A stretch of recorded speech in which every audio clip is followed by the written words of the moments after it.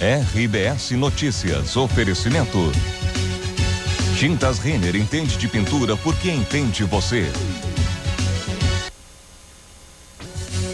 Em busca de provas. A CPI da Segurança Pública vai ao Rio de Janeiro tentar descobrir a conexão gaúcha da máfia que explora máquinas caça-níqueis. 2 delegados da Polícia Federal acusados de envolvimento com o contrabando vão ser libertados. Fiscalização adiada. Fabricantes ganham mais prazo para a retirada de produtos maquiados dos supermercados. O PROCON mantém suspensa a comercialização. A força da agricultura familiar. 10 toneladas de alimentos são comercializados em 6 dias de Expo Inter. Veja agora no RBS Notícias.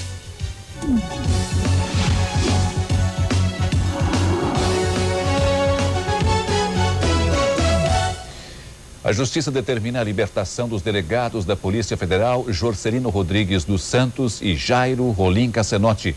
Eles foram presos há 1 ano acusados de envolvimento com uma grande quadrilha de contrabandistas. A decisão foi da 4ª Região do Tribunal Regional Federal. Jorcelino Rodrigues dos Santos chefiava a divisão de contrabando no estado e Jairo Rolim Cassenotti executava as prisões dos contrabandistas. Os 2 foram presos junto com outras 29 pessoas, entre elas empresários, advogados, despachantes, caminhoneiros, agentes federais e policiais civis. Eles foram acusados de lavagem de dinheiro, sonegação fiscal e contrabando. Durante a operação foram apreendidas 9 carretas carregadas de contrabando. As mercadorias entravam por Aceguá, na fronteira com o Uruguai. O argumento da Justiça em conceder habeas corpus aos delegados é de que não existe mais risco da liberdade de interferir na busca de novas provas. 2 empresários ainda continuam presos. Nenhum dos 31 indiciados por envolvimento com a quadrilha foi julgado até agora. O relator da CPI da Segurança vai investigar no Rio de Janeiro a origem das máquinas caça-níqueis utilizadas no estado. Hoje a comissão ouviu mais 2 testemunhas. A primeira foi o ex-comandante da Brigada Militar. No depoimento à CPI, o coronel Nelvio Neumann diz que o aumento da violência cobrado pelos deputados não tem relação apenas com a falta de policiamento. Essa questão de segurança pública, ela não passa pela polícia. Ela passa por questões econômicas, culturais, sociais. Aí está o grande problema.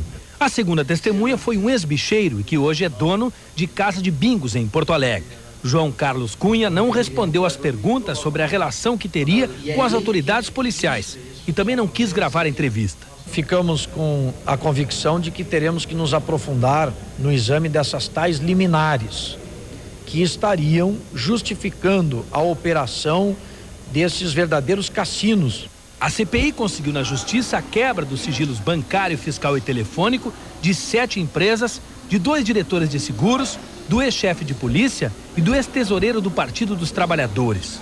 A partir da quebra dos sigilos, a CPI quer esclarecer definitivamente se tem fundamento as denúncias de que as obras sociais do governo eram mantidas com o dinheiro do jogo do bicho e também as condições em que foi comprada a sede do Partido dos Trabalhadores em Porto Alegre. Segundo denúncia à CPI, o imóvel no centro de Porto Alegre teria sido bancado por bicheiros que repassaram o dinheiro ao Clube de Seguros da Cidadania. A entidade foi criada por dirigentes e militantes do PT e financiou a campanha de Olívio Dutra ao governo do estado.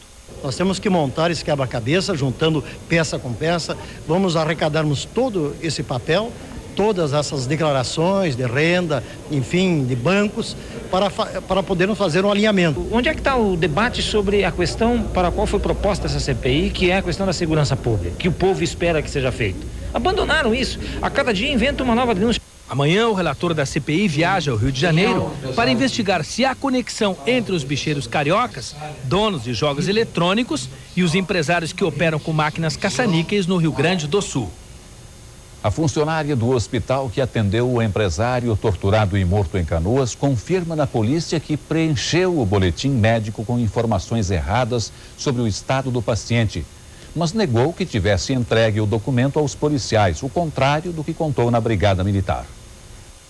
O depoimento foi esta manhã na delegacia de Canoas, responsável pelo inquérito civil. A atendente disse que, seguindo as informações dos PMs, escreveu que a vítima chegou ao hospital com overdose de cocaína, mas não sabe como eles pegaram o documento. De acordo com a perícia, não havia vestígios de droga ou álcool no sangue do empresário e que a morte foi provocada por asfixia e hemorragia interna. Com a falsificação do boletim, o hospital abriu uma sindicância interna. O crime aconteceu há 20 dias, depois que Roberto Ângelo de Souza bateu o carro e reagiu à abordagem dos policiais. Os PMs Edu Osório Rodrigues e Luiz Carlos Silva dos Santos, acusados pelo assassinato, estão presos no Batalhão de Operações Especiais da Brigada Militar em Porto Alegre. Além do inquérito civil, o caso também é investigado pela Polícia Militar. O depoimento dos soldados na Polícia Civil está marcado para amanhã à tarde. A reconstituição do crime será feita na semana que vem. Fiscalização adiada nos supermercados. O Procon começa a verificar amanhã se produtos maquiados continuam sendo vendidos. Veja daqui a pouco.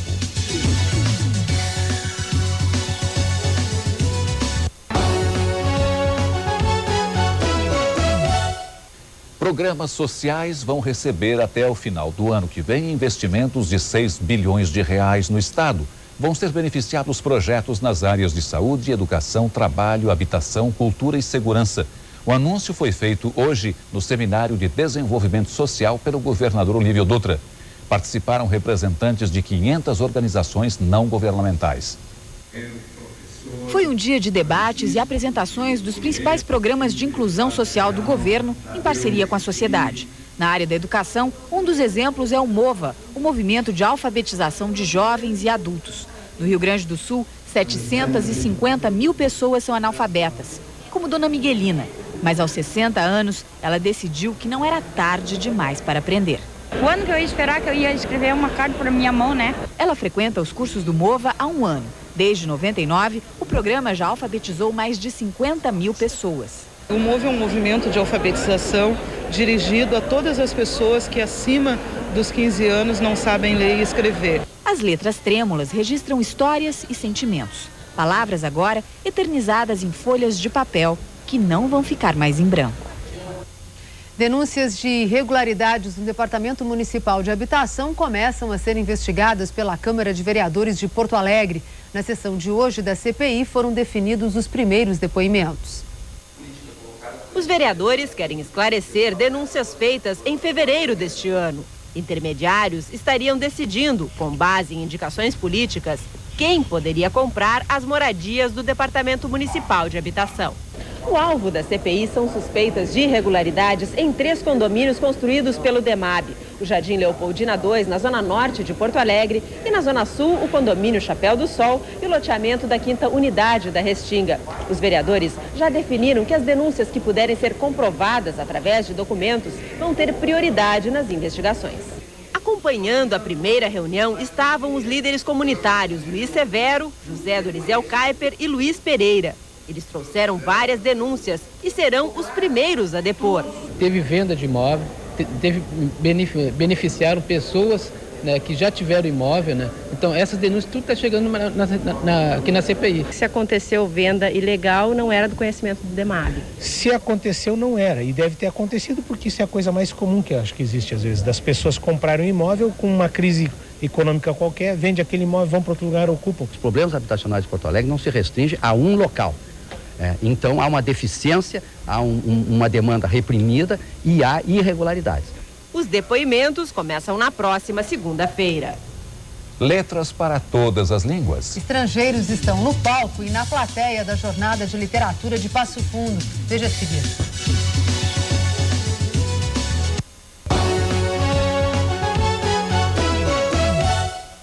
O sucesso das agroindústrias garante a comercialização de 10 mil quilos de alimentos em 6 dias de Expo Inter. Aqui é possível encontrar tudo o que vem da pequena propriedade rural: artesanato, bebidas, geleias caseiras, embutidos. O importante é ser um produto natural. A agricultura familiar já é responsável pela produção de mais de 70% dos alimentos básicos consumidos no estado, mas agora mostra que pode crescer ainda mais. O pequeno produtor percebeu que não adiantava mais somente produzir e começou a se preocupar também com a industrialização do produto. O passo seguinte para aumentar a renda na propriedade foi o contato direto com o consumidor. Foi o caso da dona Nelly. Quando criança, aprendeu a fazer queijo colonial. Antes eram 3 quilos diários. e agora, com um pouco de investimento, já compra o leite das propriedades vizinhas e consegue, na agroindústria, produzir 230 quilos de queijo por dia. A gente procurou aprender e a gente procurou melhorar o nosso produto e a nossa qualidade.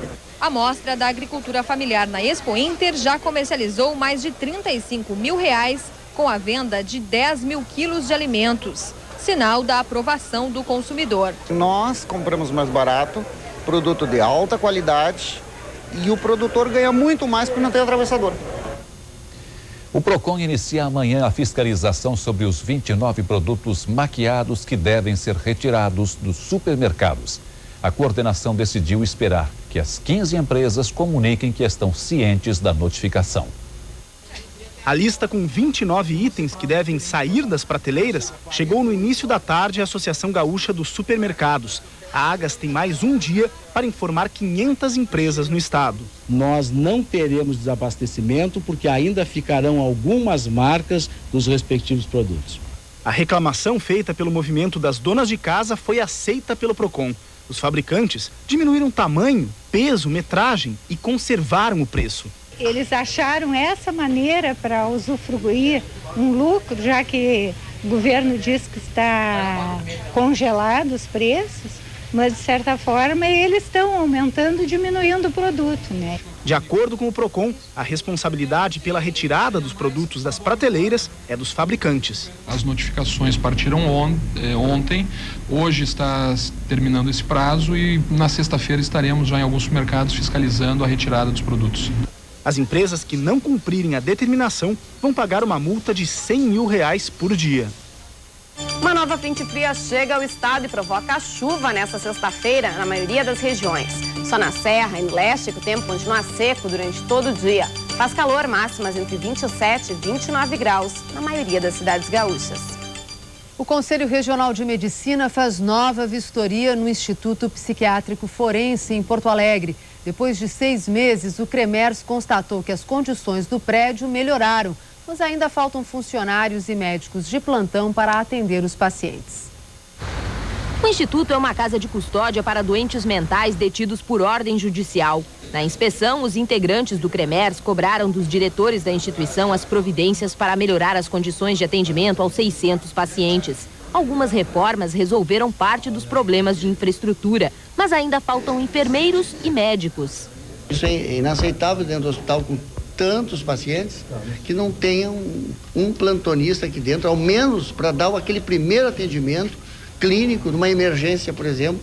A direção do IPF alega que para resolver a carência de médicos, enfermeiros e de outros funcionários depende de recursos financeiros. Atualmente, a instituição aguarda a liberação de uma verba de R$500 mil do governo do estado para encaminhar as contratações necessárias. Acreditamos que no prazo de 30 a 40 dias já estejamos inaugurando aqui o plantão clínico primeiro da história do IPF. Nós estaremos aqui depois dos 40 dias para conferir esse ponto aí. O Conselho Regional de Medicina ouve na próxima terça-feira o depoimento do médico assistente que determinou que uma paciente do Hospital Psiquiátrico São Pedro fosse amarrada. O caso foi mostrado pelo Teledomingo. Segundo a paciente, ela ficou 7 horas sem higiene e sem comer. Ontem, a sindicância do CREMERS, que apura a denúncia de maus tratos, ouviu o diretor do Hospital São Pedro, Regis Cruz. O Conselho de Medicina quer saber se o fato de uma paciente ficar amarrada sem acompanhamento é comum ou foi isolado. Campeonato Brasileiro aumenta o número de jogadores lesionados no Grêmio. Já é quase um time inteiro. Na rodada de ontem, 3 situações diferentes para os gaúchos e um show de gols. No empate em 3-3 do Juventude com o São Paulo em Caxias do Sul, um show de gols. Belos gols também na vitória de 2-0 do Inter sobre o Botafogo de Ribeirão Preto. Destaque para este golaço de Jackson.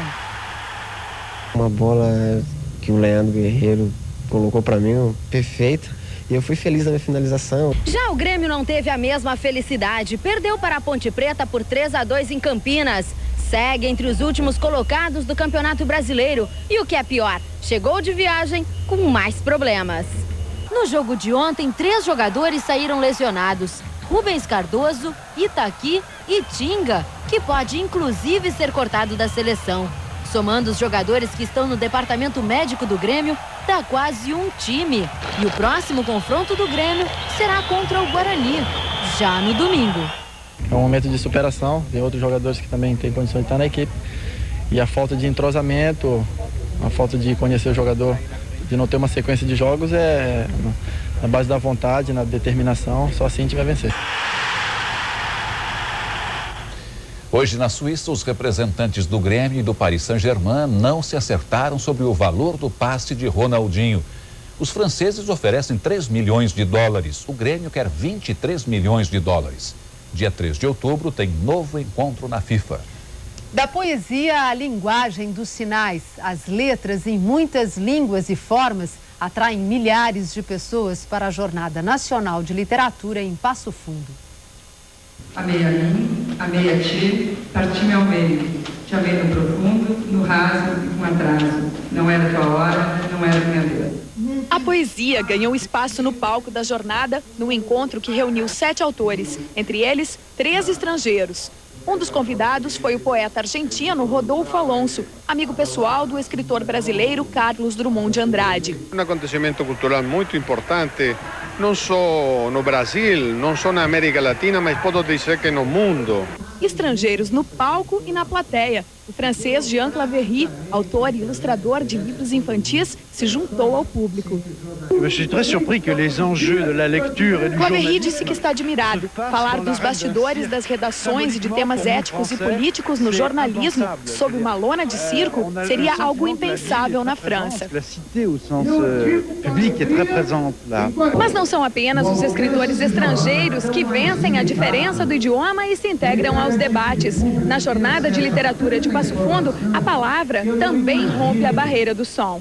Uma intérprete da língua brasileira de sinais traduz todos os debates. O debate terminou com uma apresentação do mímico Gidu Saldanha.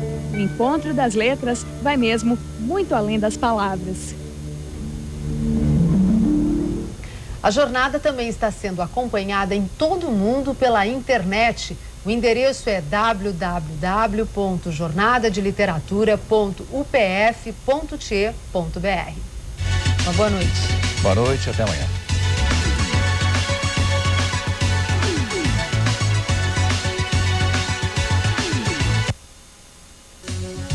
RBS Notícias, oferecimento. Tintas Renner entende de pintura porque entende você.